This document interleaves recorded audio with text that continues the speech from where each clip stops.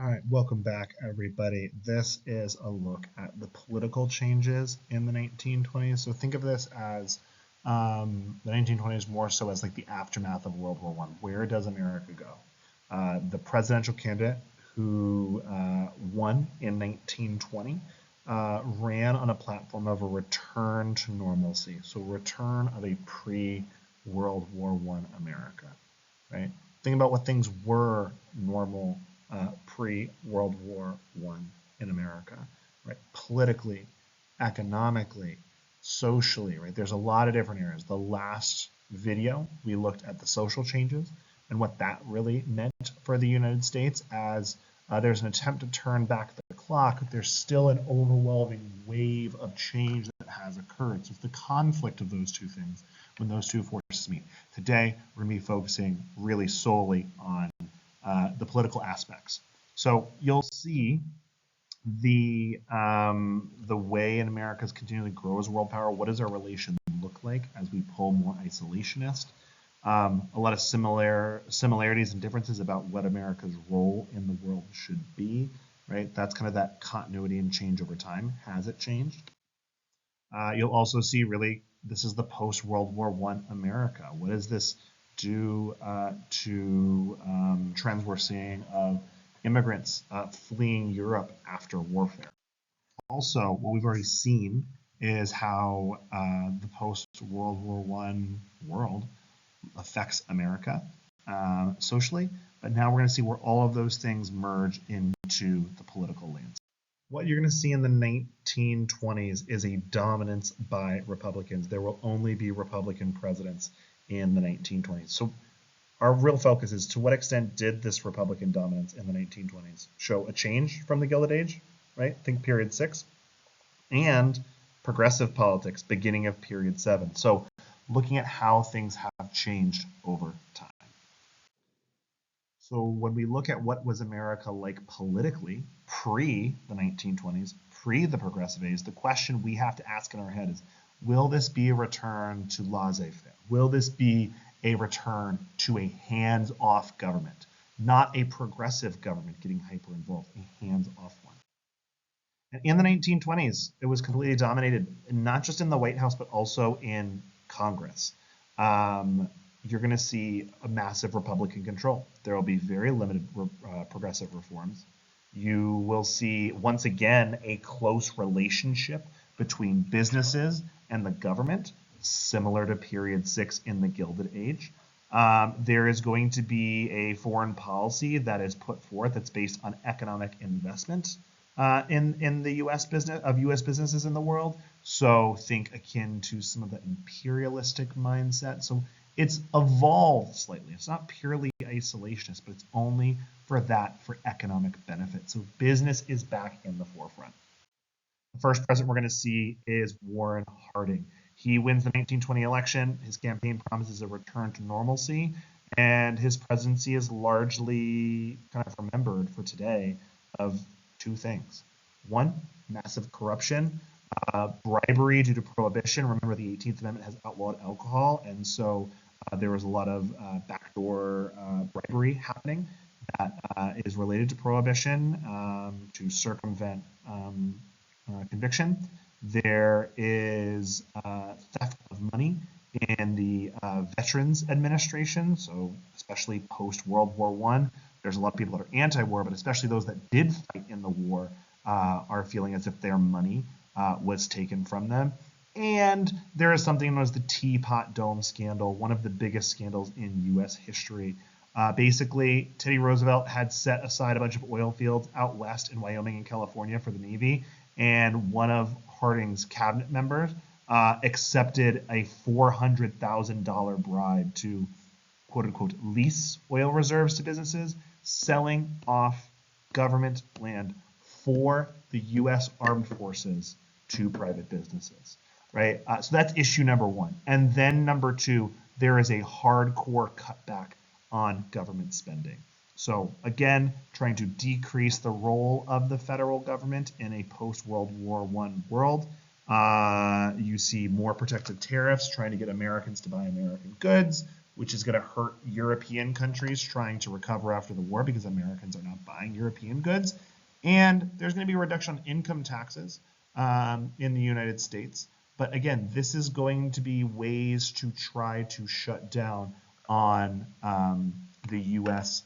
being involved in the war in a variety of different ways. But you're going to see an influx of cash and money that's going, but during the Prohibition time, that's going to lead to a lot of untaxed or unrecorded income and bootlegging.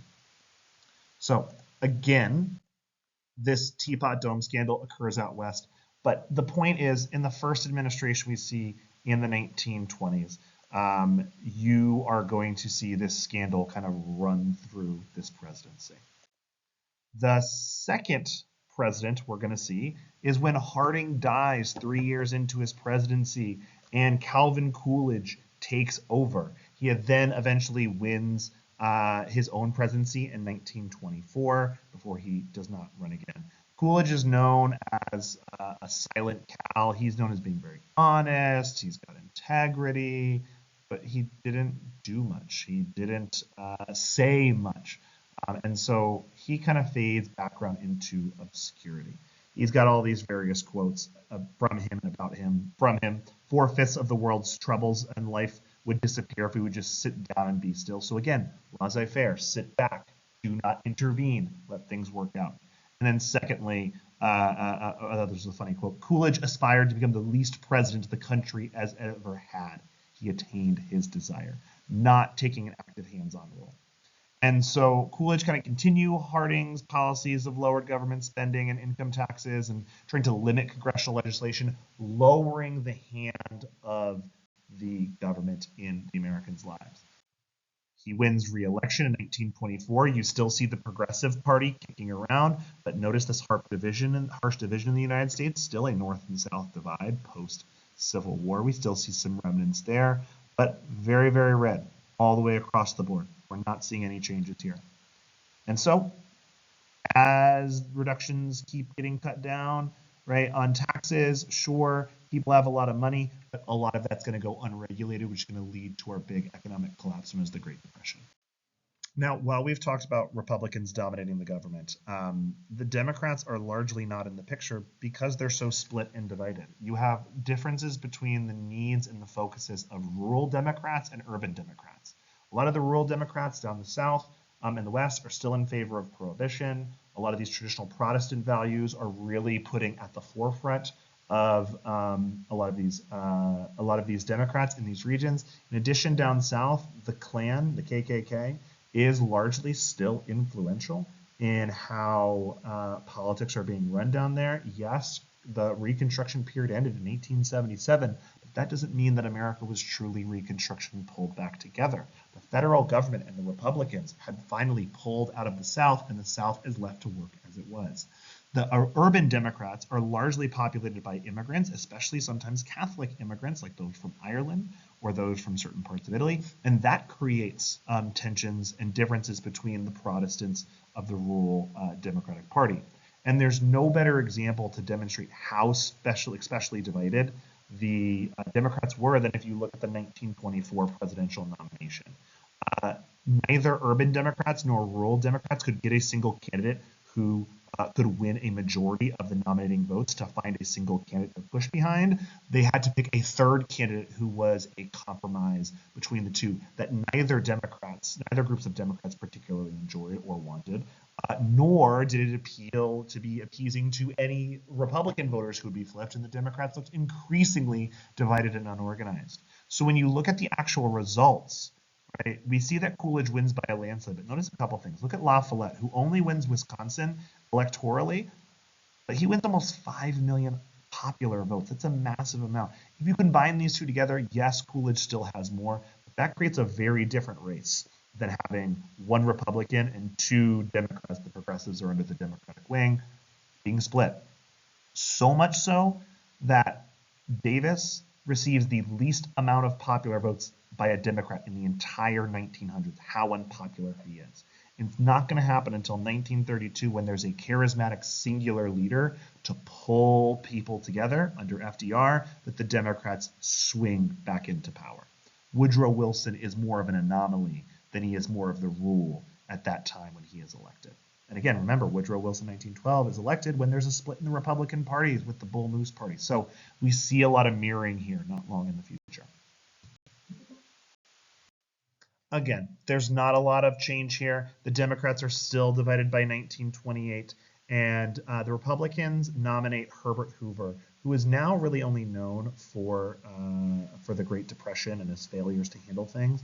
But largely, Herbert Hoover is known for the time after World War I. He is a huge humanitarian, helping try to solve hunger crises that are being struck all over Europe and into Russia following the end of World War I, and trying to find ways to provide humanitarian aid. Hoover is a Republican, Alfred Smith is a Democrat, Herbert Hoover is a Protestant, Alfred Smith is a Catholic, and you see these like changes between the two. We see a man for prohibition and someone who is against prohibition, that wants to repeal prohibition. They would say wet. You have a native-born a man in Herbert Hoover. Alfred Smith is the son of immigrants. And you have this, like, the way that these people gain power. Herbert Hoover is considered more of a self-made millionaire that was big on businesses, while Alfred Smith rose through Tammany Hall and was a progressive governor of New York. And so these men could not be more different in any capacity. And Smith really did appeal to a lot of new voters, but ultimately old line Democrats did not appeal to him. Being a Catholic was not a majority opinion. We've only had one Roman Catholic U.S. president ever in U.S. history that's actually been elected, and he lasted for 3 years, and that's John F. Kennedy. He was assassinated in his 3rd year as a president. So you've got all these things that he kind of is working up against. However, you are starting to see for the first time in voting systems that Democrats win a majority of the votes in 12 of America's largest cities. There needs to be some expansion outside of that, but this is what allows Democrats to actually win states in the North. It's Massachusetts and Rhode Island, which are a smaller piece in the whole.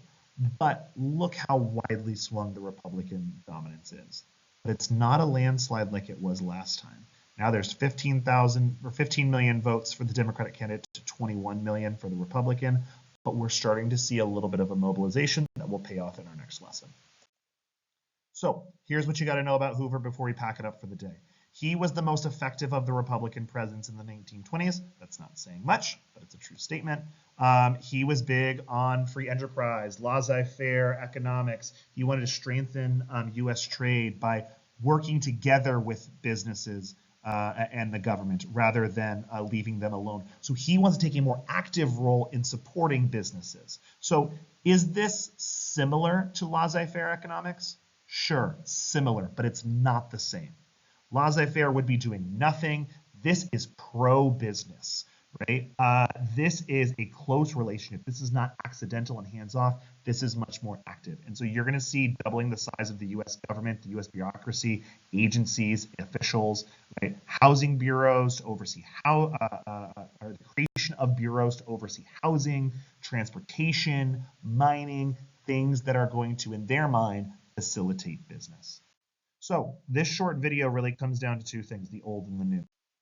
We saw the cultural clashes in the last lesson and last video between the pre-World War I and the 1920s America. And we also see that a little bit with politics, where there is some continuity, but some change. Some that stays the same and some that becomes different. So really, urban culture, industrial production is what is really dominant across the 1920s in the United States. Whether it's looking at culture and you see mass-produced consumer goods, mass media, advertising, national popular culture, right? That becomes the forefront. And all of this is really going to come at the dismay, or really at the effect of the rural Americans who are trying to hold on to traditional values, but this massive wave of change is too much to hold back. And whether you look at the 1920s, the flappers, like changes in women, right, and women's rights, whether it's the post-19th Amendment world, whether it's a look at social values and challenges to prohibition or workforce or immigrant groups coming into the United States, that clash is constantly happening. And yes, progressive reforms attempted in the teens to really to do what they wanted to accomplish, and they did make headway. By the 1920s, consumerism, mass technology, prosperity, and wealth is going to take over. This is the Great Gatsby time period that some of you know, and it's going to be a hot flash in the pan that's going to be extremely interesting, extremely lucrative and fascinating.